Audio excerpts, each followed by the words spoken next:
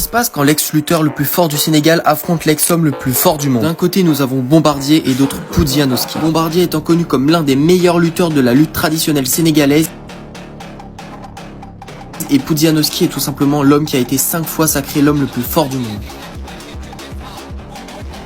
Au sommet de cette confrontation, il ne pouvait y avoir qu'un seul vainqueur. Ce gagnant devait gagner avec la manière devant un stade plein à craquer, rempli de spectateurs impatients de découvrir ce choc qui s'annonçait explosif, qui devait obligatoirement tenir ses promesses au vu les deux monstres en tête d'affiche. Dès le premier round, dans un stade totalement plein, ou alors que les combattants venaient à peine de commencer, à seulement 18 secondes du début, Bombardier et Pudzianowski allaient écrire l'histoire. Mais tout ne va pas se passer comme prévu. À peine entré dans la cage et alors que le combat avait à peine commencé, Bombardier encaisse un KO après seulement 17 secondes. Il s'effondre au sol comme une crêpe et ne se relèvera plus. Pudzianowski remporte donc le combat sans même avoir transpiré une seule goutte. Ce n'était pas un combat, c'était une démonstration de puissance pure. Tu t'attendais à ça? Dis-moi en commentaire si t'avais parié sur Bombardier ou Pudzianowski.